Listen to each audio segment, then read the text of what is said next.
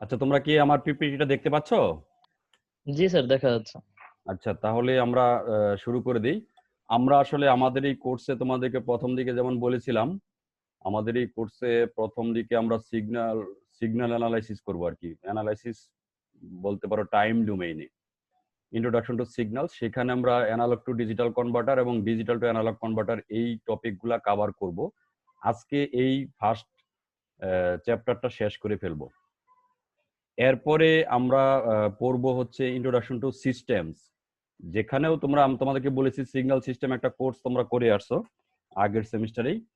এই introduction to সিস্টেমসে কিছু বিষয় রিভিউ হবে, কিছু নতুন বিষয় আসবে। এরপরে আমরা আসলে চলে যাব আমাদের ডিএসপির মেইন পার্ট, জেড ট্রান্সফর্ম, তারপরে Fourier transform, fast Fourier transform, এইসবের অ্যানালাইসিস গুলা দেখবো এবং আলটিমেটলি আমরা ফিল্টার ডিজাইন করব, ফিল্টার। আচ্ছা, তো আমরা আজকে ট্রাই করব এই চ্যাপ্টারটা শেষ করে দিতে এবং ইন্ট্রোডাকশন টু সিস্টেমস এই পার্টটা শুরু করব আজকের ক্লাসে। আচ্ছা, তোমাদেরকে গত ক্লাসে এই সিগন্যাল টু কোয়ান্টাইজেশন নয়েজ রেশিওটা আমরা দেখিয়েছিলাম ক্যালকুলেশন করে একটা সাইনোসয়েডাল সিগন্যালের জন্য। আমরা এখানে সাইনোসয়েডাল সিগন্যালটাকে ইউজ করে এই ক্যালকুলেশনটা করে দেখালাম। এই জন্য তুমি যদি একটা সাইন ওয়েভ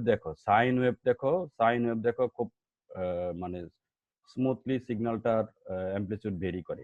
অন্যান্য সিগন্যাল এর চাইতে বেশি ভেরিয়েশন থাকবে না, কোনো একটা পার্টিকুলার লেভেলের ভিতরে দেখো যে যেরকম ভেরি করতেছে, অন্যান্য সিগন্যাল এর চাইতে বেশি ভেরি করার কথা না। সুতরাং এরকম একটা সিগন্যাল দিয়ে আমরা অ্যানালাইসিসটা করেছিলাম এবং সেখান থেকে আমরা আলটিমেটলি দেখিয়েছিলাম signal to quantization noise ratio, যেটাকে ধরো signal to quantization noise ratio, এটাকে যদি একটা ভেরিয়েবল হিসেবে ধরো, সে ওয়াই ইকুয়ালস টু আমরা রিপ্রেজেন্ট করতে পারি 1.76 প্লাস 6.02 বি। এই বিটা হচ্ছে বিটস পার স্যাম্পল, মানে প্রত্যেকটা স্যাম্পলকে তুমি যদি বি বিট দিয়ে রিপ্রেজেন্ট করো, যখন প্রত্যেকটা স্যাম্পলকে ডিজিটাল 1010 তে রিপ্রেজেন্ট করবে, প্রত্যেকটা স্যাম্পলকে রিপ্রেজেন্ট করতে কত বিট লাগবে সেটা হচ্ছে নাম্বার অফ বিটটা হচ্ছে বিটস পার স্যাম্পল। তাহলে বিটাকে যদি একটা ভেরিয়েবল হিসেবে ধরো, তাহলে ওয়াই ইকুয়ালস টু প্রথম টার্মটা 1.76, এটা একটা কনস্ট্যান্ট টার্ম, প্লাস 6.02 বি, এটা Y equals to M X plus C বা সি প্লাস এম এক্স, এই ফর্মে রিপ্রেজেন্ট করতে পারি। তার মানে হচ্ছে তুমি যদি number of bit per sample বাড়াও, তাহলে signal to quantization noise ratio যেটা, এটা লিনিয়ারলি ভেরি করে। এটা প্রথম কথা, তাই তো? ডিবি স্কেলে কথা বলছি। আমার কথা বুঝতে সমস্যা হচ্ছে তোমাদের? লিনিয়ারলি ভেরি করবে। আচ্ছা, প্রথম কথা। এখন দেখো যে 6.02 সাথে বিটা মাল্টিপ্লাই হিসেবে আছে। এখন দেখো সে কোনো একটা পার্টিকুলার বি যদি থাকে, আচ্ছা বি এর ভ্যালু হতে পারে ধরো 5 বিট 10 বিট এরকম কোনো কিছু।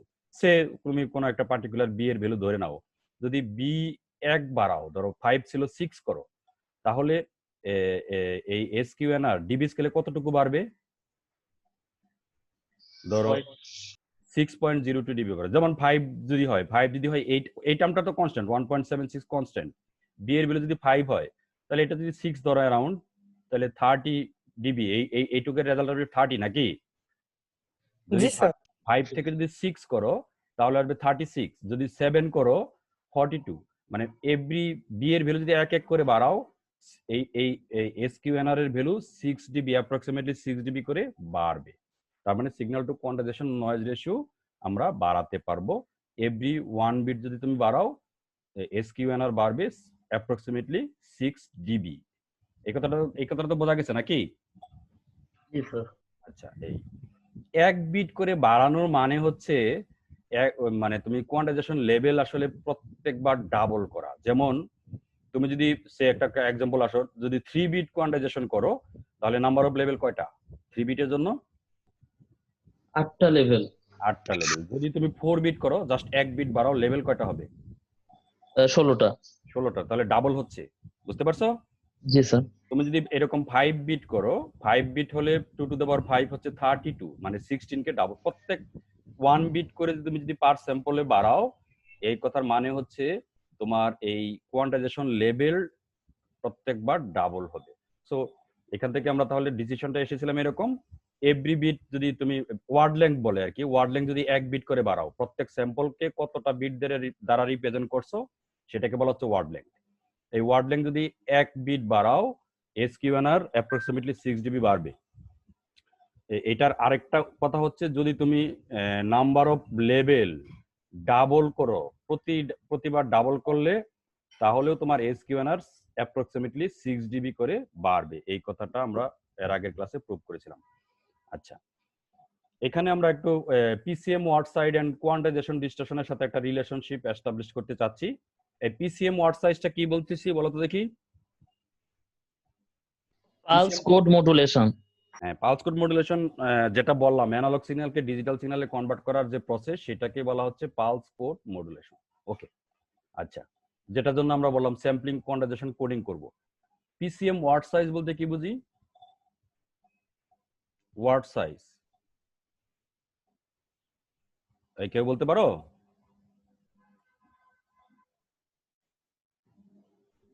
এই তুমি আমার কথা কি শুনতে পাচ্ছ তোমরা? মাঝে একটু শুনতে পাইনি। আচ্ছা, বলছি পিসিএম ওয়ার্ড সাইজ বলতে কি বুঝি? ওয়ার্ড সাইজ ওয়ার্ড সাইজ বলতে স্যার হচ্ছে আমি যে কোডে রিপ্রেজেন্ট করলাম ওইটা হ্যাঁ স্যার হচ্ছে যে কয়টা বিট আছে ওটার মধ্যে। হ্যাঁ, কয়টা বিট। অন্যভাবে মানে মেইন কথাটা হচ্ছে, আমি তো স্যাম্পলিং করার পরে স্যাম্পল গুলো পেলাম, তারপরে কোয়ান্টাইজ করলাম, মানে এমপ্লিটিউডে কিছু চেঞ্জ করলাম, তারপরে প্রত্যেকটা কোয়ান্টাইজড স্যাম্পলকে আমি 01 বিটে কনভার্ট করব 1010। তাহলে কতগুলা, প্রত্যেকটা স্যাম্পলকে কত বিট দিয়ে রিপ্রেজেন্ট করবো, যেটা একটু আগে বললাম, এই যে বি নাম্বার অফ বিটা হচ্ছে number of bits per sample, per স্যাম্পলে কত বিট থাকবে সেটাকে বলা হয় পিসিএম ওয়ার্ড সাইজ। যেমন ওয়ার্ড সাইজ 3 মানে হচ্ছে নাম্বার অফ প্রত্যেক স্যাম্পলকে 3 বিট দিয়ে রিপ্রেজেন্ট করছি। আর এটার ইকুইভ্যালেন্ট কথা হচ্ছে লেভেল হচ্ছে তাহলে 2 টু দ্য পাওয়ার 3 হচ্ছে 2 টু দ্য পাওয়ার 3 8। ক্লিয়ার? তুমি কি বুঝতে পারছো? জি স্যার। আচ্ছা, যদি ওয়ার্ড সাইজ বাড়াই তাহলে কোয়ান্টাইজেশন ডিস্টরশন বা কোয়ান্টাইজেশন নয়েজ কমবে না বাড়বে? কমবে। কমবে। ওয়ার্ড সাইজ বাড়াচ্ছি মানে হচ্ছে আমি লেভেল বাড়াচ্ছি আলটিমেটলি। বুঝতে পারছো? যেমন একটু আগে বললাম, যদি 3 বিট ওয়ার্ড সাইজ 3 হয়, লেভেল হবে 8টা। ওয়ার্ড সাইজ 4 হলে লেভেল হবে 16। ওয়ার্ড সাইজ 4 হলে 5 হলে লেভেল হবে 2 to the power 5 equals to 32।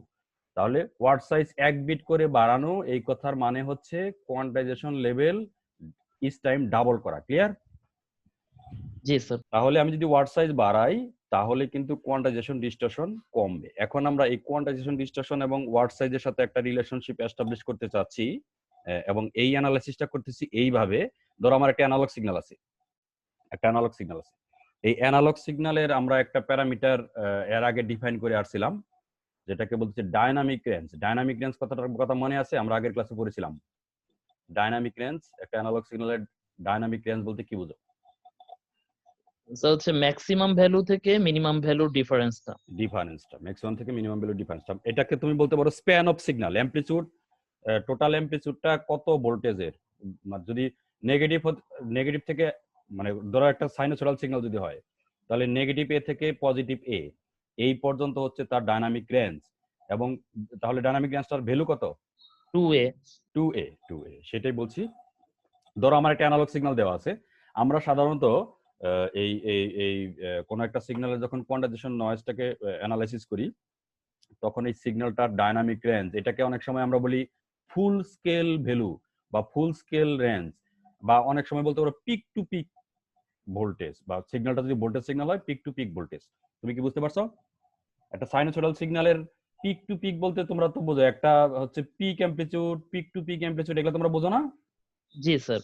একটা সাইনোসয়েডাল সিগন্যাল, ধরো তার অ্যামপ্লিটিউড যদি ধরো একটা হচ্ছে প্লাস এ থেকে মাইনাস এর মধ্যে যদি ভেরি করে, তাহলে তার পিক ভোল্টেজ কত? 2a। এই তোমরা, আমার কোশ্চেনটা আমি আবার করছি। একটা সাইনোসয়েডাল সিগন্যাল, এই সিগন্যালটা যদি লোয়ার মাইনাস এ থেকে প্লাস এর মধ্যে ভেরি করে, তাহলে পিক ভোল্টেজ কত? A sir, A। Peak voltage বলতে সিম্পলি এটাকে বুঝি। আচ্ছা, আর পিক টু পিক মানে হচ্ছে একটা পিক থেকে আরেকটা পিক, একটা a টু আপার, মাইনাসে। একটা হচ্ছে আপার পিক, একটা লোয়ার পিক, বা পিক আর একটা ভ্যালি বলি আর কি। ভ্যালি, পিক হচ্ছে চূড়া, ভ্যালি হচ্ছে নিচের যেটা উপত্যকা আর কি। আচ্ছা, পিক টু পিক বলতে তাহলে আমরা লোয়ার থেকে আপার এই যে রেঞ্জটা, ভোল্টেজ সিগন্যাল হলে ভোল্টেজ রেঞ্জ সেটাকে বলি, সেটাকে বলি আমরা ফুল স্কেল ভ্যালু, বা এটাকে আমরা বলি পিক টু পিক ভোল্টেজ। এটার আরেকটা নাম হচ্ছে ডাইনামিক রেঞ্জ, কোন রেঞ্জে সিগন্যালটা আছে। ওকে, আচ্ছা আমরা এখন কোয়ান্টাইজেশন ডিস্টরশনটা তো আমরা ইকিউ দ্বারা রিপ্রেজেন্ট করি। এটাকে আমরা এইভাবে স্পেসিফাই করতে চাচ্ছি, আমার যে অরিজিনাল অ্যানালগ সিগন্যালটা রয়েছে সেই সিগন্যালটার পিক টু পিক ভোল্টেজ বা ফুল স্কেল ভোল্টেজ বা ডাইনামিক রেঞ্জ বলতে পারো, সেটা যদি ভিপি হয়, ভিপিপির কত পার্সেন্ট আমি টলারেট করতে চাই, সেই হিসাবে আমরা ইকিউটাকে রিপ্রেজেন্ট করতে চাচ্ছি। তুমি কি আমার কথা বুঝতে পারছো? জি স্যার, বুঝে গিয়েছে। যেমন আমার একটা সিগন্যাল আছে, ধরো সেটার ফুল স্কেল রেঞ্জ হচ্ছে ধরো 10 ভোল্ট। আমি ধরো কোয়ান্টাইজেশন এরর অ্যালাউ করতে চাই 0.5 ভোল্ট এই পর্যন্ত ম্যাক্সিমাম। তুমি কি তাহলে বলতে পারো যে কত কোয়ান্টাইজেশন স্টেপ কত হবে? এই আমার কোশ্চেনটা একটু বোঝো। আমার একটা অ্যানালগ সিগন্যাল আছে যার পিক টু পিক ভোল্টেজ হচ্ছে 10 ভোল্ট।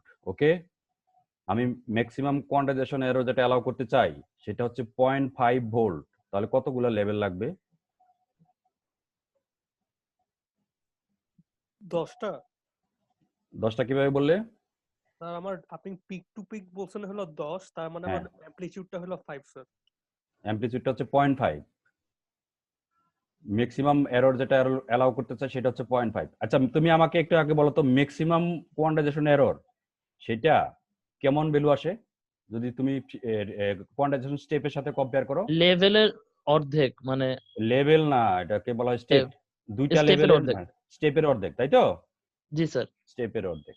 তাহলে এই কোয়ান্টাইজেশনটা হবে স্টেপের অর্ধেক। তোমাকে বলছি 0.5 ভোল্ট আমি ম্যাক্সিমাম অ্যালাউ করতে চাই, তাহলে স্টেপ কত? স্টেপ হবে 11টা স্টেপ হবে কত? 11টা এই আগে তুমি স্টেপের কথা বলো, স্টেপ আবার 11টা হয় কেমনে? স্টেপ 1 হবে। স্টেপ 1 হবে। স্টেপ যদি 1 হয়, আমার সিগন্যাল ছিল 10 ভোল্টের, তাহলে লেভেল কটা হবে?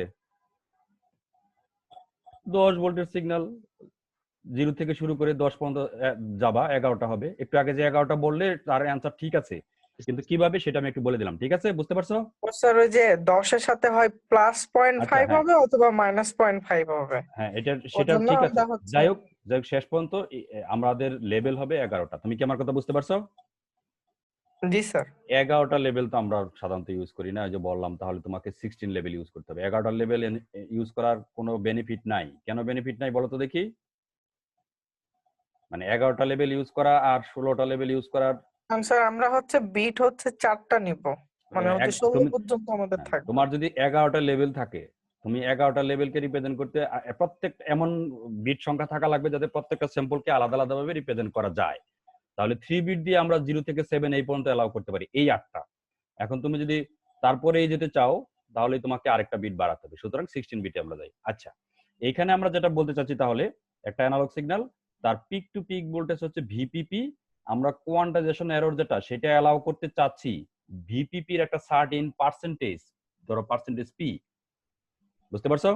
পার্সেন্টেজে বলছি। আচ্ছা, তাহলে কোয়ান্টাইজেশন এররটা আমরা অ্যালাউ করতে চাচ্ছি ভিপিপির একটা সার্টেন পার্সেন্টেজ। ধরো যে ভিপিপি যদি 10 ভোল্ট হয়, যদি আমি 1% অ্যালাউ করতে চাই, 1% মানে পি এর ভ্যালু কত? 0.01। 0.01। তাহলে ভিপিপির 10% মানে হচ্ছে ভিপিপি 10 ভোল্ট হলে 0.01 দ্বারা 10 কে গুণ করলে যেটা আসে সেই পরিমাণ কোয়ান্টাইজেশন এরর আমি ম্যাক্সিমাম টলারেট করতে চাই। তুমি কি আমার কথা বুঝতে পারছো? জি স্যার।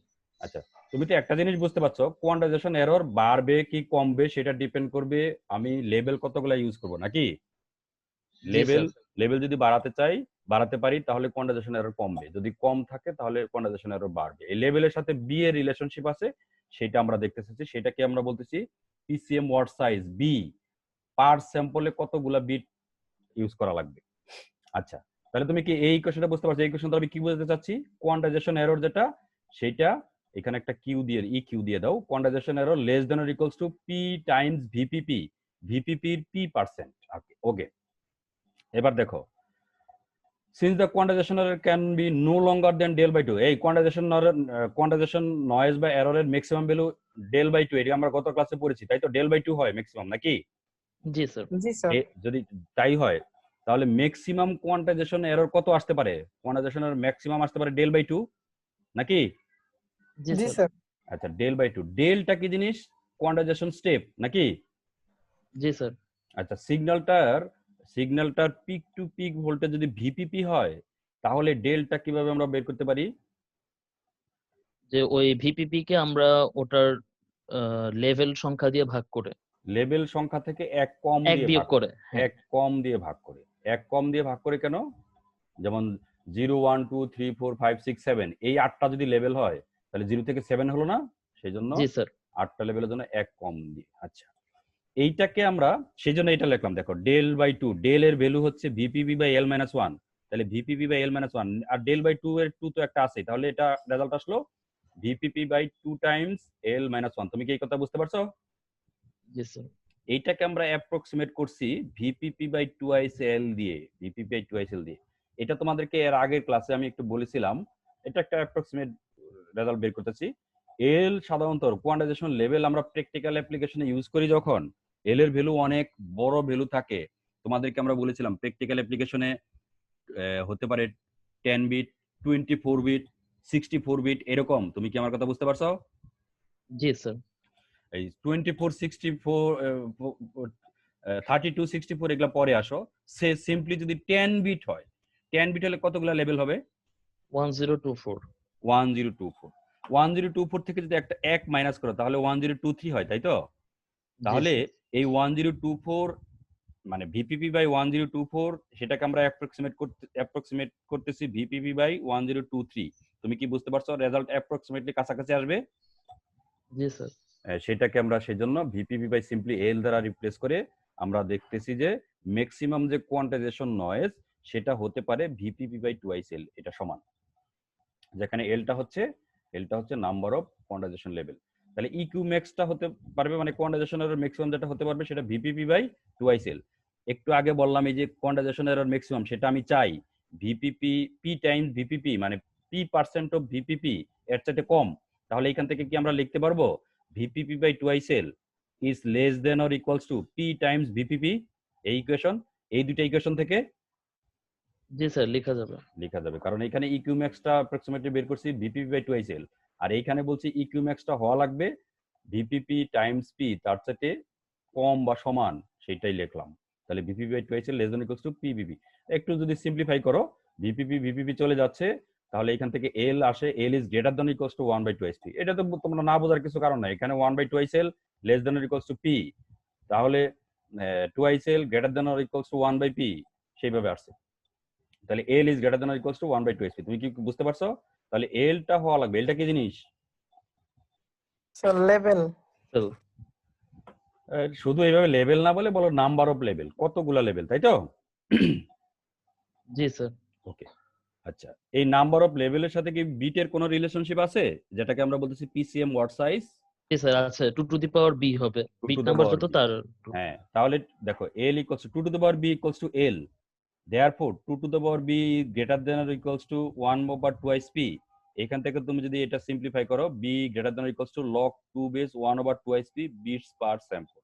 তার মানে হচ্ছে এখান থেকে আমরা b এর সাথে p এর সরাসরি একটা রিলেশনশিপ পেলাম, যে তোমার p যদি দেওয়া থাকে, p যদি স্পেসিফাই করা থাকে যে এত পার্সেন্ট এরর, কোয়ান্টাইজেশন এরর আমি টলারেট করতে পারবো, টলারেট করতে চাই, তাহলে কতগুলা বিট ইউজ করা লাগবে সেটা আমরা এই রিলেশনশিপ দিয়ে বের করতে পারি, যেখানে simply B is greater than equals to log two 1 over twice P bits per sample. তুমি কি আমার কথা বুঝতে পেরেছো? জি স্যার। পিটা কি জিনিস?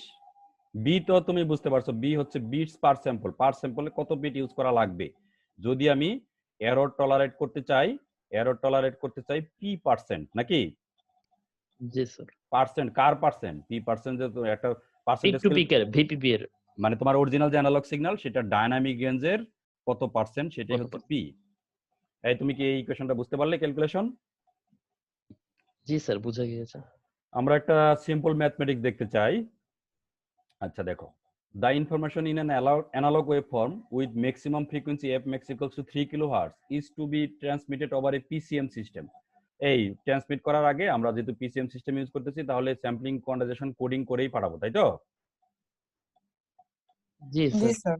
আচ্ছা, এখানে তোমাকে বলে দেওয়া আছে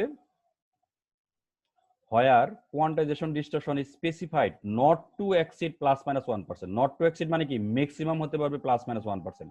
এই তোমাকে আমি একটু বললাম না কোয়ান্টাইজেশন এরর পজিটিভ হয় নেগেটিভ হয় এরকম হয়, র্যান্ডমলি ভেরি করে, এর আগে জি ক্লাসে স্যার। বলেছি না, সেই জন্য তো এটাকে নয়েজ বলি। আচ্ছা, এই 1% of the peak to peak analog signal তোমাকে প্রথমে নির্ণয় করতে হবে what is the minimum required sampling rate. Minimum required sampling রেটটাকে আমরা নাইকুয়েস্ট রেট বলি, তাই তো একই জিনিস। জি স্যার। যদি তুমি এই এলিয়াজিং প্রবলেম অ্যাভয়েড করতে চাও তাহলে স্যাম্পলিং রেট মিনিমাম কত হওয়া লাগবে, স্যাম্পলিং রেট কত হওয়া লাগবে সেটা কিভাবে বের করি? 6 কিলোহার্টজ মানে দ্বিগুণ। মানে ম্যাক্সিমাম ফ্রিকোয়েন্সি তার ডাবল, তাহলে 6 কিলোহার্টজ প্রথমটার পোর্শন হয়ে গেল। Second portion, what is the minimum number of bits per sample to be used in digitizing the analogue waveform. আমরা তো পিসিএম ইউজ করতেছি, তাহলে অ্যানালগ সিগন্যালটাকে আমরা প্রথমে পার স্যাম্পলে কত বিট ইউজ করে করব এটা তোমাকে ক্যালকুলেট করতে বলা হচ্ছে। তাহলে বিটস পার স্যাম্পলে একটু আগে যে রিলেশনশিপ দেখালাম, B Yes, sir. Is greater than equals to log to 1/p 1/2p, এত বিটস, এটা বিটস পার স্যাম্পল আসলে। তাহলে log 2p কত হয়? এই 1 প্লাস মাইনাস 1% দেওয়া আছে না, 1%, 1 এর ডাবল হচ্ছে 2 নাকি? জি স্যার। না না, হ্যাঁ 1 এর ডাবল হচ্ছে 2, তাহলে 1/2 কত হয়? এই পি এর ভ্যালু দেওয়া আছে 1 সিম্পলি, তাহলে 1/2 কত? স্যার এখানে তো পি এর জায়গায় হ্যাঁ 0.01 বসাবো হ্যাঁ না? হ্যাঁ, পার্সেন্টেজটাকে তোমাকে নরমাল স্কেলে নিয়ে আসতে হবে, তাহলে 0.01, তাহলে 1/0.02 সেটার ভ্যালু হচ্ছে এই যে 50। log 2 থাকলো 50। এটাকে তুমি যদি মানে অ্যান্টিলগ করো তাহলে 5.6 বিটস পার স্যাম্পল পাওয়া যাবে। তুমি কি বুঝতে পারছো? জি স্যার। 5.6 bits per sample. এই 5.6 কি বিট হতে পারে? না না স্যার। স্যার, তোমাকে এখানে স্পেসিফিক দেখো, ইন্টিজার এখানে ভ্যালু বলে দেওয়া আছে B is greater than it equals to 5.6 bit. 5.6 bit তো তুমি ইউজ করতে পারবে না, 5 বিট ইউজ করা যাবে? না স্যার। না স্যার। কারণ তোমাকে তাহলে তুমি আবার ওই যে তোমার যে টলারেন্স দেওয়া আছে কোয়ান্টাইজেশন ডিস্টরশন 1%, ওটা বেড়ে যাবে। সেটা তুমি বেড়ে যাবে, সেটা তুমি মেইনটেইন করতে পারবে না। সো আমাকে বি এর ভ্যালু মিনিমাম ইউজ করা লাগবে 6 বিট। তুমি কি বুঝতে পারছো? জি জি sir. Sir. 6 bit, 6 bits per sample. যদি আমি 6 বিট না ইউজ করে 7 বিট করি তাহলে কি কন্ডিশন ফুলফিল করতে পারবো? জি স্যার, জি কিন্তু স্যার, কস্ট পারবো। বেড়ে যাবে। 7 বিট করলেও করা যাবে, কারণ তখন আরো বরং ওই যে 1% যেটা দেওয়া আছে আরো কমে কোয়ান্টাইজেশন যাবে। ডিস্টরশনটা আরো কমে যাবে।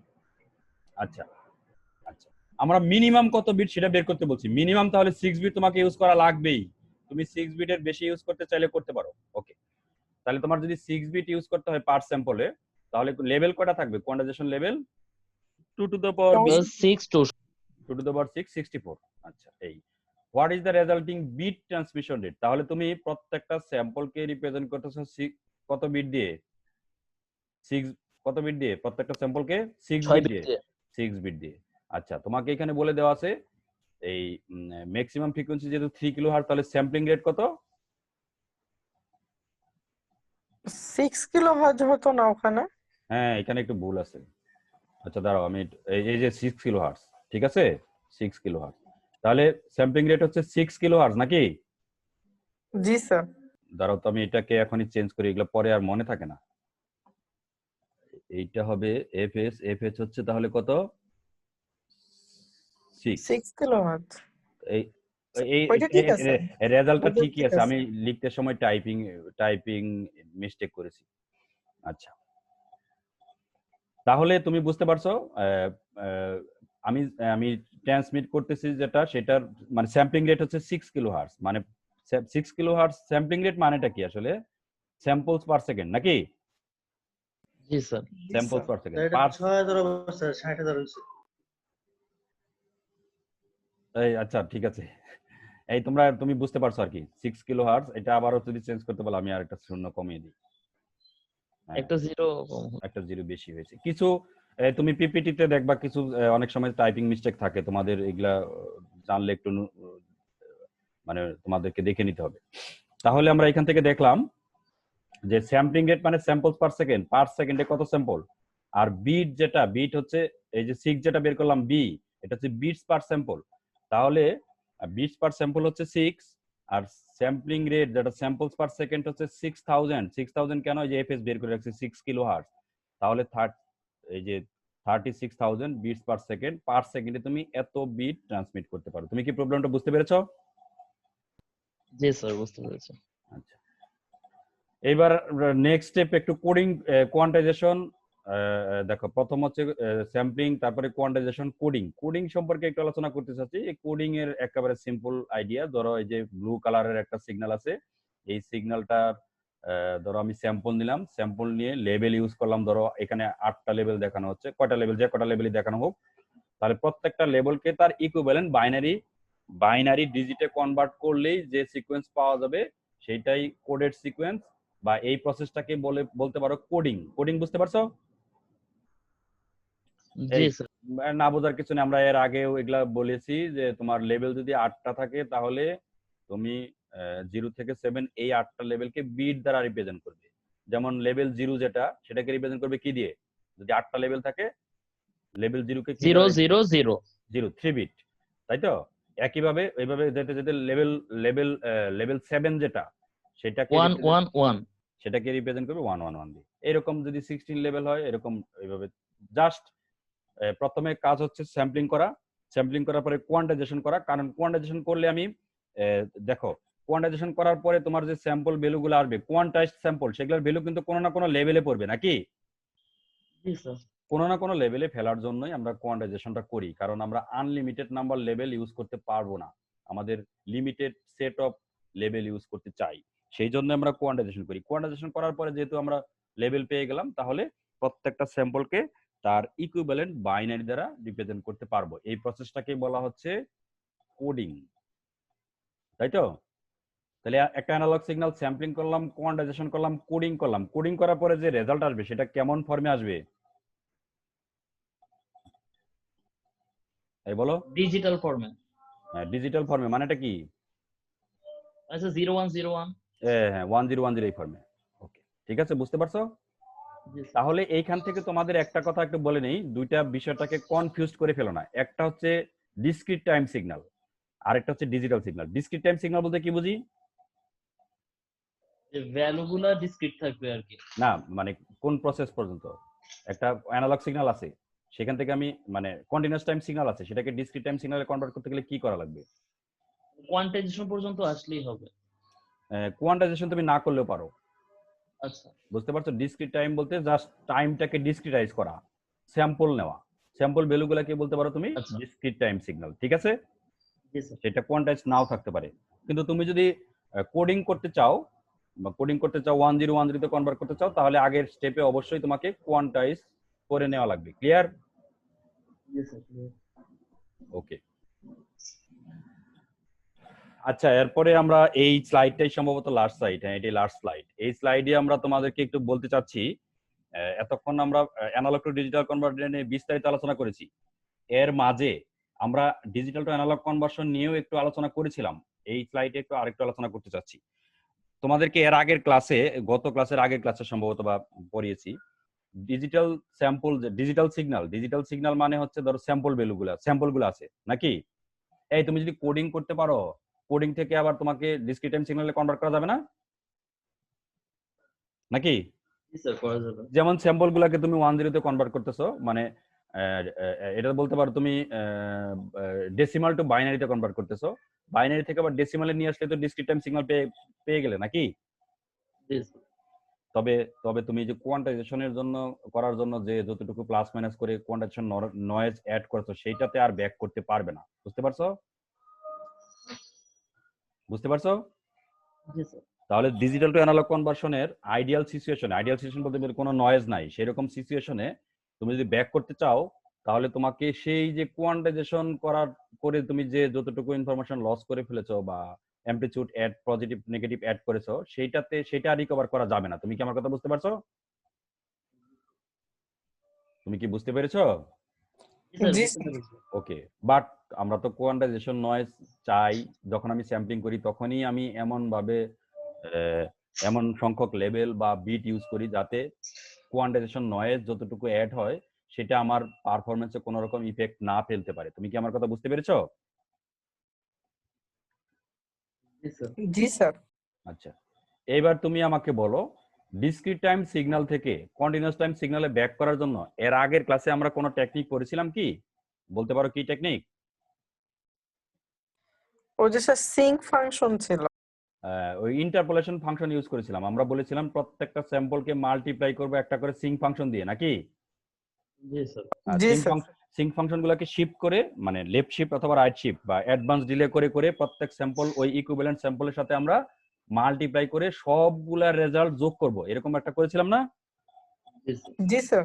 এটা আমরা এবং এটা শেষে আমরা বলেছিলাম এটা আমরা সাধারণত থিওরিটিক্যাল অ্যানালাইসিস করার জন্য এই ডিসকাশনটা করছি। প্র্যাকটিক্যালি আমরা আসলে ওই টেকনিকটা ইউজ করি না, করতে পারি না, কারণ ওই টেকনিকটার একটা লিমিটেশন আছে। কি কি লিমিটেশন আছে বলতে পারবে তোমরা? যদি আমরা সিঙ্ক ফাংশন বা ইন্টারপোলেশন ফাংশন ইউজ করে আমরা ওই ডিজিটাল সিগন্যাল মানে ডিসক্রিট টাইম সিগন্যাল থেকে অ্যানালগ সিগন্যালে যেতে চাই, তাহলে আমাদের লিমিটেশন গুলো কি কি? Sir infinite number of sample দরকার হয়। আর সিঙ্ক ফাংশনও ওই প্রত্যেকটা সিঙ্ক ফাংশন ইনফাইনাইট সংখ্যক সিঙ্ক ফাংশন, সেগুলাকে আইডিয়ালি ইনফাইনাইট সংখ্যক সিঙ্ক ফাংশনকে অ্যাডভান্স ডিলে করে প্রত্যেক স্যাম্পলের সাথে গুণ করে তারপরে যোগ করতে হবে। এটা একটা কমপ্লিকেটেড প্রসেস, তাই তো? প্রথম কথা হচ্ছে ইনফাইনাইট না ধরে তুমি একটা বড় সংখ্যা যদি ধরো, তাহলে তো তোমার অপারেশন অনেক লাগবে, নাকি গুণ করতে হবে, যোগ করতে হবে, তাই না? আর যদি ইনফাইনাইট না হয় তাহলে একুরেট রেজাল্ট পাবে না। আমি গত ক্লাসে তোমাদেরকে দেখেছিলাম যদি 2-3টা স্যাম্পল হয় তাহলে রেজাল্ট মানে তোমার অরিজিনাল কন্টিনিউয়াস টাইম সিগন্যাল থেকে অনেক ভেরি করতে পারে। তাই এরকম কিছু বলেছিলাম না? জি স্যার। সুতরাং ওই টেকনিকটা আসলে আমরা প্র্যাকটিক্যালি ইউজ করি না। মানে ডিজিটাল টু অ্যানালগ কনভার্সনের জন্য ওই ইন্টারপোলেশন ফাংশন ইউজ করে যে টেকনিক, ওই টেকনিকটা আমরা প্র্যাকটিক্যালি ইউজ করি না। তাহলে প্র্যাকটিক্যালি কি ইউজ করি সেইটাই আমরা এখানে দেখতে চাচ্ছি। প্র্যাকটিক্যালি এই কাজটা খুবই সিম্পলি আমরা করতে পারি। আচ্ছা দেখো, এখানে বলছিলাম the task of A DA converter. হ্যাঁ বলো। স্যার অনেকগুলা স্যাম্পল নিলেও কি প্রবলেম হবে? না, অনেকগুলো স্যাম্পল দিলে প্রবলেম হবে না। যত বেশি স্যাম্পল নিবে রেজাল্ট তত অ্যাকুরেট হবে। বুঝতে পারছো? মানে তখন আমি ইন্টারপোলেশন মানে ফাংশনটা ইউজ করে করতে পারবে, কিন্তু প্রসেসটা তো কমপ্লিকেটেড, কারণ প্রত্যেক স্যাম্পলের জন্য একটা করে সিঙ্ক ফাংশন তোমাকে সিঙ্ক ফাংশনের সাথে মাল্টিপ্লাই করতে হবে। এরকম ধরো তোমার 1000 সিঙ্ক ফাংশন যদি থাকে, সেই সিঙ্ক ফাংশনগুলোকে সাম করতে হবে। বুঝতে পারছো? জি স্যার। কমপ্লেক্সিটি বেড়ে যাবে। কমপ্লেক্সিটি বলতে ওই তোমাকে দুইটা জিনিসই মাথায় রাখতে হবে, একটা হার্ডওয়্যার কমপ্লেক্সিটি আর একটা হচ্ছে টাইম কমপ্লেক্সিটি, কত বেশি সময়, দুইটাই হবে। বুঝতে পারছো? বেশি স্যাম্পল থাকলে আমি করতে পারবো। এখন বেশি স্যাম্পল না কম স্যাম্পল সেটা কি তোমার উপর ডিপেন্ড করে? সিগন্যালের উপর ডিপেন্ড করে নাকি? জি স্যার। হ্যাঁ, সিগন্যালের উপর ডিপেন্ড করে। আচ্ছা তাহলে দেখো, সেখানে আমরা বলতে পারছিলাম যে sampling theorem specifies the optimum interpolation for a band limited signal. Band limited সিগন্যালের জন্য ওই যে ইন্টারপোলেশন ফাংশন ইউজ করতে বলা হচ্ছে। However this type of interpolation is too complicated. এই যেটা বললাম, একটু আগে এক্সপ্লেন করলাম। সুতরাং প্র্যাকটিক্যাল ভিউ পয়েন্টে আমরা এই ডিএ কনভার্টারটা ইমপ্লিমেন্ট করার জন্য zero order hold circuit use করি। জিরো অর্ডার হোল্ড জিনিসটা কি আমি তোমাদেরকে বলছি। তাহলে আমরা প্রথম কথা বলে নিচ্ছি, ইন্টারপোলেশন ফাংশন ইউজ করে এর আগের যে টেকনিক ইউজ করেছিলাম সেটা আসলে তুমি যদি সাফিসিয়েন্ট নাম্বার অফ স্যাম্পল থাকে অনেক বেশি, তাহলে একুরেট রেজাল্ট দিবে। যত বেশি স্যাম্পল থাকবে তত বেশি একুরেট রেজাল্ট দিবে। আচ্ছা, সুতরাং সেই প্রবলেমটা দূর করার জন্য আমরা একটা সিম্পল অ্যারেঞ্জমেন্ট ইউজ করতে চাচ্ছি কমপ্লিকেসি কমানোর জন্য। সেই টেকনিকটার কি করি, জিরো অর্ডার হোল্ড ইউজ করি, জিরো অর্ডার হোল্ড সার্কিট। সেই সার্কিটটা কিরকম তোমাকে একটু দেখাচ্ছি। তুমি যখন কোনো তোমার এখন তুমি কি করতে চাচ্ছ, ডিজিটাল টু অ্যানালগ কনভার্সন নাকি? জি স্যার। তোমার ইনপুট সিগন্যালটা কেমন? ডিজিটাল। ডিজিটাল না বলে আমরা ডিজিটালকে তো আমরা মানে ডিসক্রিট টাইমে কনভার্ট করতে পারছি, কারণ 1010 কে তার ইকুইভ্যালেন্ট ডেসিমালে কনভার্ট করলেই হচ্ছে, তাই তো? তাহলে আমার ডিসক্রিট টাইম সিগন্যাল আছে, তাই না? ধরো ডিসক্রিট টাইম সিগন্যাল। আচ্ছা, ডিসক্রিট টাইম সিগন্যাল। এখন ডিসক্রিট টাইম সিগন্যালটা অ্যাপ্লাই করতেছো একটা সার্কিট বা সিস্টেম যেটার নাম বলতেছি zero order hold. Zero order hold. আচ্ছা, সেটা কিভাবে কাজ করে আমি তোমাকে দেখাচ্ছি। ধরো তোমার প্রথম স্যাম্পলটার ভ্যালু 0 হতে পারে না? কোন একটা সিগন্যালের স্যাম্পল, ধরো তুমি এই যে একটা ডট ডট দিয়ে যে এই যে লাইনটা এটা দেখানো হচ্ছে, এটা তোমার অরিজিনাল অ্যানালগ সিগন্যাল ছিল। ক্লিয়ার? জি স্যার। এটা একটা অ্যানালগ সিগন্যাল ছিল, সেটাকে তুমি স্যাম্পলিং করে জিরোতে একটা জিরো পেয়েছো, 1T-তে ধরো এই স্যাম্পলটা পেয়েছো, 2T-তে এই স্যাম্পল পেয়েছো, 3T-তে এই স্যাম্পল পেয়েছো। তুমি কি বুঝতে পারছো অ্যারেঞ্জমেন্টটা আমি কি বোঝাতে চাচ্ছি? জি স্যার, বুঝতে পেরেছি। ওকে, এখন জিরো অর্ডার হোল্ড মানে হচ্ছে এই সার্কিটে যখন তুমি সিগন্যালটা অ্যাপ্লাই করবে, প্রথম স্যাম্পলটার ভ্যালু কত? প্রথম স্যাম্পলটার ভ্যালু এইখানে আমরা একটা পার্টিকুলার এক্সাম্পলে দেখাচ্ছি কত, 0 নাকি? জি স্যার। 0। আচ্ছা, তুমি যখন স্যাম্পলিং করেছো তখন একটা স্যাম্পলিং পিরিয়ড নিয়েছো না? নিয়েছো তো নাকি? জি স্যার। সেই স্যাম্পলিং পিরিয়ডটা কত? এখানে তো টি। মানে আমরা টি দ্বারা রিপ্রেজেন্ট করছি একটা পার্টিকুলার সিগন্যাল টি। টিটা আমরা টিটা ফিক্স করার জন্য ওই যে স্যাম্পলিং থিওরেম ইউজ করে টিটা ক্যালকুলেট করব স্যাম্পলিং রেট থেকে, তাই তো? জি স্যার। আচ্ছা, এখন এই জিরো অর্ডার হোল্ড কি করবে? ধরো প্রথম স্যাম্পলটা যদি 0, তাহলে এই পরবর্তী একটা টাইম পিরিয়ড ধরে জিরোটাকে হোল্ড করে রাখবে। তুমি কি আমার কথা বুঝতে পেরেছো? মানে স্যার 0 থেকে টির মধ্যে পুরো ভ্যালুটাই 0 হিসেবে কাউন্ট করবে, হ্যাঁ, জিরো হিসেবে কাউন্ট করবে, হোল্ড করে রাখবে। জিরো অর্ডার হোল্ড মানে ধরে রাখবে। ধরে রাখবে। আচ্ছা। পরের স্যাম্পলটা দেখো, পরের স্যাম্পলটার অ্যামপ্লিটিউড এইটা না, এটা না? জি স্যার। এখানে এসে এই স্যাম্পলটাকে পরবর্তী টাইম পিরিয়ড ধরে হোল্ড করে রাখবে। ক্লিয়ার? জি স্যার, বুঝতে পেরেছি। এর পরের স্যাম্পল দেখো এটা, তাহলে পরবর্তী স্যাম্পল পর্যন্ত এটা হোল্ড করে রাখবে। তারপরের স্যাম্পল এই যে এটাকে এই পর্যন্ত হোল্ড করে রাখবে। তাহলে দেখো করে আমি এই যে একটু এই যে দেখো অতটা অ্যানালগের মতো অত স্মুথ নয়। যে সিগন্যালটা পেলাম এই যে স্টেপ একটু দেখা যাচ্ছে, এই সিগন্যালটাকে আমরা অরিজিনাল যে সিগন্যাল আছিল সেটার অ্যানালগ ভার্সন বলে আমরা ধরে নিব। তুমি কি আমার কথা বুঝতে পেরেছো? জি স্যার। এই তোমার কি বুঝতে কোনো প্রবলেম আছে? না স্যার, এখন পর্যন্ত আচ্ছা শোনো, এই জিনিসটা একটু বুঝতে গেলে তোমাকে আরো কিছু জিনিস একটু মাথায় রাখতে হবে। তোমার কাছে মনে হচ্ছে তাহলে তোমার অরিজিনাল যে কন্টিনিউয়াস টাইম সিগন্যাল আছে তার সাথে আমি যেটা পেলাম এখন সেটা অনেক অনেক ভেরি করলো, এরকম মনে হচ্ছে তো, তাই তো? কিন্তু জি তোমাকে, স্যার, কারণ ওইটার সাথে তো মিলতেছে না। হ্যাঁ মিলতেছে না, কিন্তু তোমাকে আমি এটা একটা এক্সাম্পল হিসেবে এখানে দেখাচ্ছি। তোমাকে আরেকটা জিনিসও মাথায় রাখতে হবে, এই স্যাম্পলিং টাইম এখানে আমি এত পর পর দেখাচ্ছি এখানে সিগন্যালের তুলনায়, দেখো কিন্তু প্র্যাকটিক্যাল অ্যাপ্লিকেশনে সিগন্যালের ফ্রিকোয়েন্সি যদি যা থাকে তার সাথে ডাবল থাকে হচ্ছে তার স্যাম্পলিং রেট মিনিমাম, নাকি?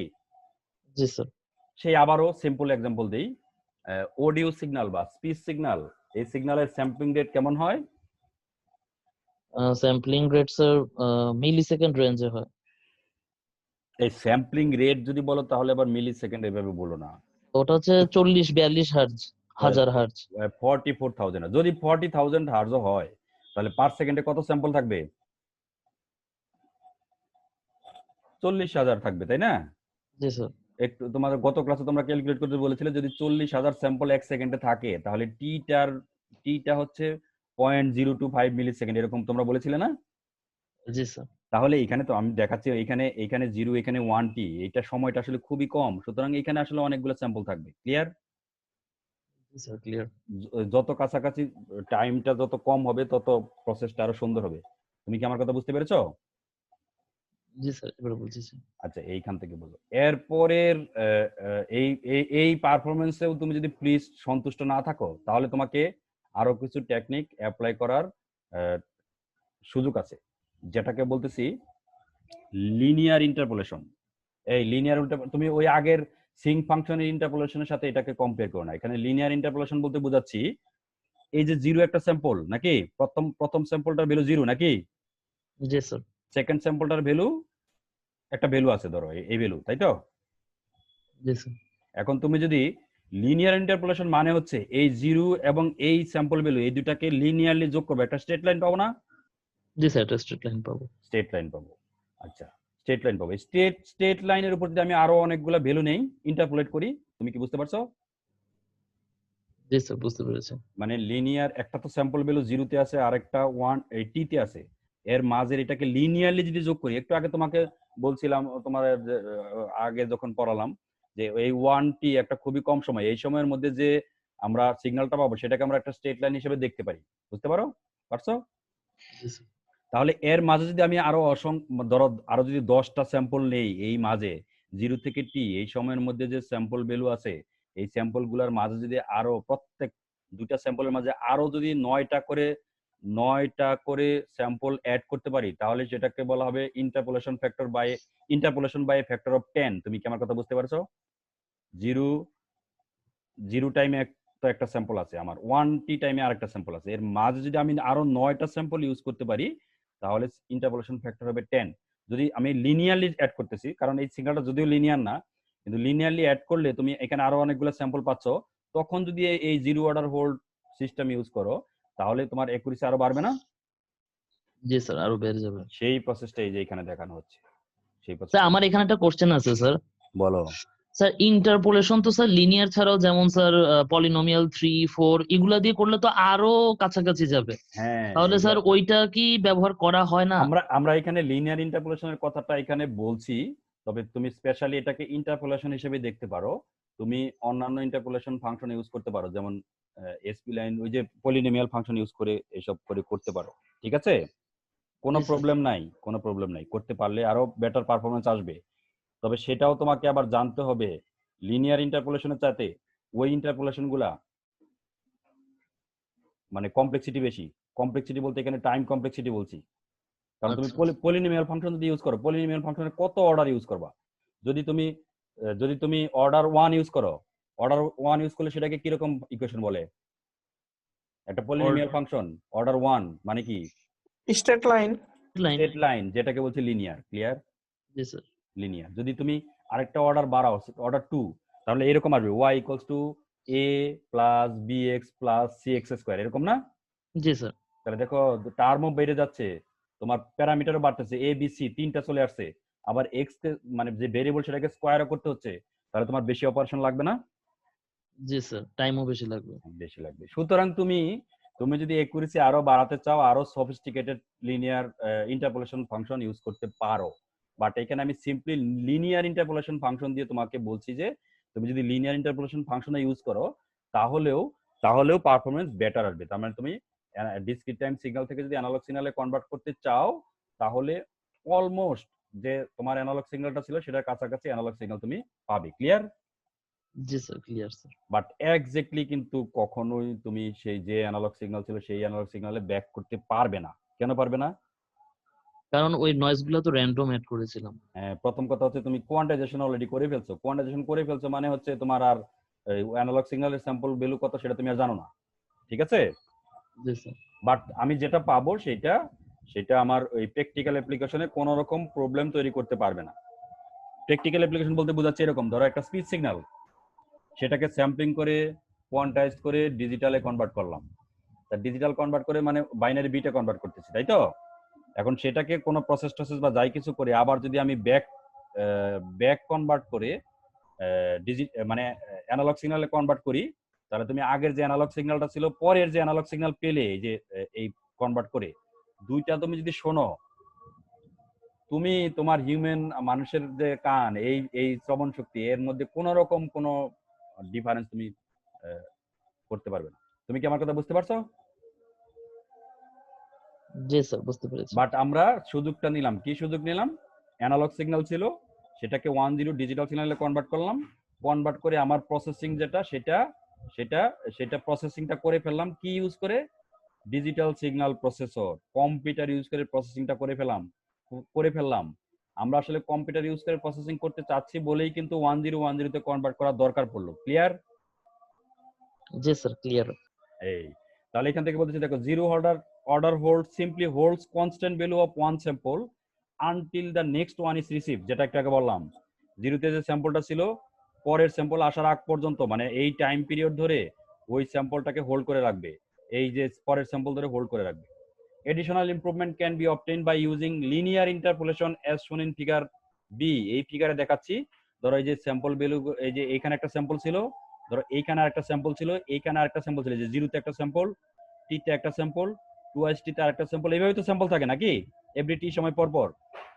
আমি জি স্যার। লিনিয়ার ইন্টারপোলেশন করলাম মানে হচ্ছে এই দুইটাকে যোগ করে দিলাম, এর মাঝে আরো আমি অনেকগুলো পয়েন্ট নিলাম, তারপরে যদি আমি করি সেটা more accurate digital to analog conversion হবে। তুমি কি আমার কথাটা বুঝতে পেরেছো?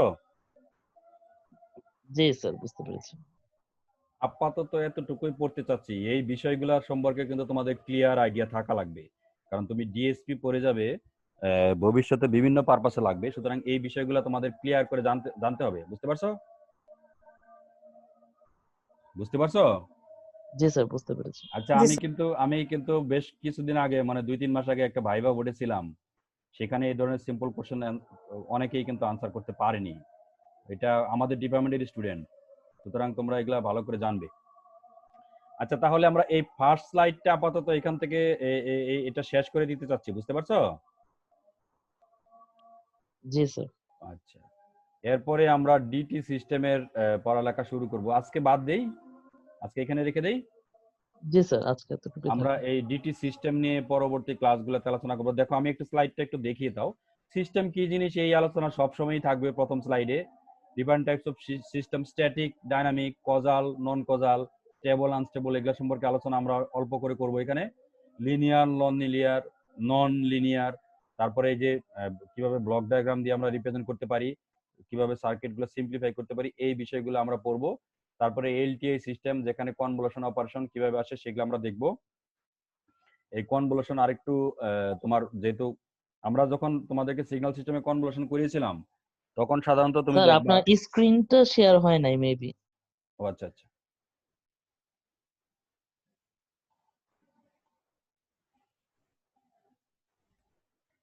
এবার কি দেখতে পাচ্ছ? জি স্যার, এবার দেখা যাচ্ছে। আচ্ছা, আমরা যখন প্র্যাকটিক্যাল প্রবলেম করেছিলাম তখন সাধারণত দুইটা সিগন্যালে যদি আমরা কনভলিউশন সাম করতে চাই, একটা এক্সএন একটা এইচএন, সাধারণত এক্সএন এইচএন এই দুইটা চারটা করে স্যাম্পল নিয়ে আমরা ক্যালকুলেশনগুলো দেখিয়েছিলাম, তাই তো?